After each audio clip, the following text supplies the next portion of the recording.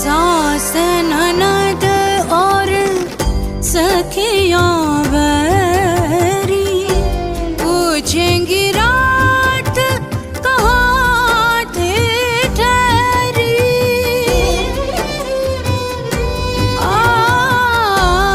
सास ननद और सखियां